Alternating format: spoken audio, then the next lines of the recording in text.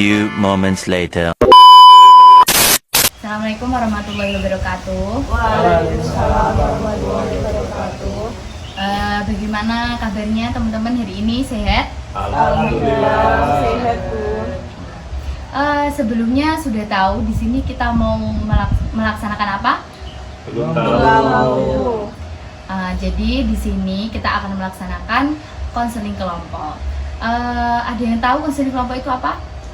Nggak tahu, Belum tahu, Bu. Bu. Nah, jadi konseling kelompok itu pemberian layanan kepada suatu individu untuk menyelesaikan suatu masalah seperti itu ya. Nah, ini sebelumnya sudah pada kenal? Belum. Kita perkenalan dulu ya teman-teman dari saya. Perkenalkan, nama saya Zahra M. Syifa, bisa dipanggil Mbak Zahra. Nah, ini nanti kemudian kalian perkenalan terus menyebutkan makanan yang kalian sukai. Paham? Contohnya seperti ini. Perkenalkan, nama saya Zahra M. Syifa. Makanan yang saya sukai itu nasi padang. Seperti itu ya. Sudah paham? Sudah. Dimulai dari sebelah kiri saya. Silakan. Perkenalkan, nama saya Aulia dari Siva, bisa dipanggil Modis. Makanan kesukaan saya seblak. Silakan. Perkenalkan, nama saya Ana Sufiana, bisa dipanggil Sofi. Makanan kesukaan saya itu roti. Ya, silakan Masnya. Perkenalkan, nama saya Lukman Zubair Nabi, bisa dipanggil Lukman.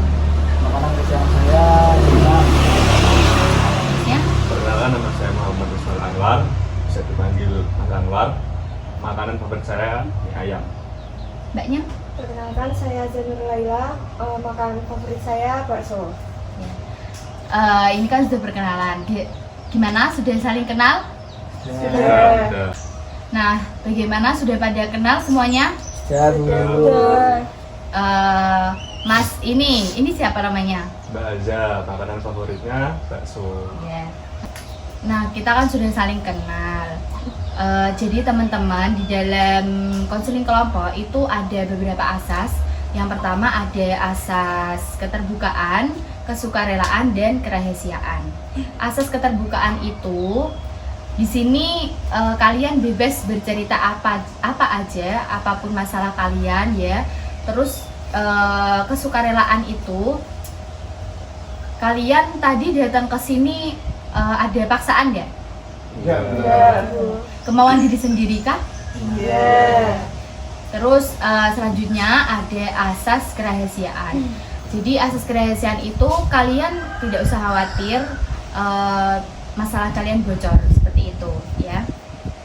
Sebelum kita mulai, kita melakukan ikrar dulu ya teman-teman. Ikrar ini tuh sebuah janji untuk kita saling menjaga rahasia seperti itu. Sekarang ikuti saya, taruh tangan kalian di dada sebelah kiri. Baik teman-teman, ikuti kata-kata saya ya. Iya. Saya berjanji Saya berjanji tidak akan Tidak akan menyebarkan permasalahan pada sesi konseling siang hari ini. Pada sesi konseling hari yang hari. Nah, baik, silakan dibuka kembali matanya. Nah, sebelum kita menjalankan sesi konseling kelompok pada siang hari ini, saya akan memberikan waktu 20 menit. Apakah cukup? Nanti silakan kalian bercerita satu persatu apa masalah kalian masing-masing ya. Dan didengarkan dengan baik kalau temannya bercerita. Nah, jadi ini nanti siapa dulu yang mau bercerita, silahkan. Saya Bu. Ya, silakan. Saya itu akhir-akhir ini tuh banyak sekali ya Bu. Saya itu sulit untuk membagi uang saya Bu. Jadi biasanya dulu itu uang itu tak bedain antara uang untuk kuliah dan untuk bensin tak bedain. Tapi sekarang itu udah saya itu intinya ada uang ya gunain. Jadi kamu ini ya, akhir-akhir ini tuh kayak sulit membagi uang buat jajan yang mana, buat kuliah yang mana seperti itu. Iya. Terus siapa lagi yang mau bercerita?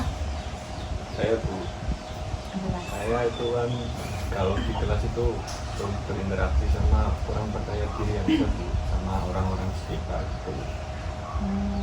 Iya. Silakan, siapa lagi yang mau bercerita? Saya merasa kurang bisa membagi waktu antara organisasi sama perkuliahan Bu. Oh, seperti itu. Kalau Mbak Sofi, apa? Kalau saya kurang bisa membagi waktu antara kerja dan kuliah. Kalau Mbak Nuris? Kalau saya itu merasa jengkel ya dengan orang tua saya karena terlalu banyak omong. Jadi saya muak banget gitu di rumah. Nah, jadi dari masalah-masalah tadi di sini kita mau mengangkat masalah yang mana? Kita mau menyelesaikan masalahnya siapa? Atau ada yang bersedia? Saya Iya, silakan Mbak Nuris. akhir-akhir ini saya tuh di rumah tuh terlalu banyak dimarahi orang tua saya. Jadi saya tuh muak. Nah, di telinga saya tuh ingin pecah gitu loh. Nah, gimana ya menyelesaikan masalah itu? Mungkin dari teman-teman apakah ada pertanyaan dari masalahnya Mbak Nuris? Ya Bu, Ya, silakan. itu orang tuanya kok marah-marah terus, faktornya apa Mbak? Karena itu saya tuh terlalu banyak main HP ya Mas. Jadi ya ingin aja Dari yang lain silakan, ada pertanyaan? Saya Mbak, Iya, silakan.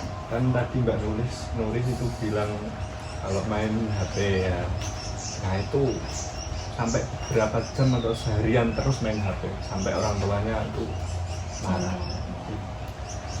kalau main HP tuh tergantung sih Mas. Biasanya setelah sekitar jam berapa ya, jam 9 itu sampai jam 12, terus habis itu sholat, terus habis itu lagi lanjut lagi gitu.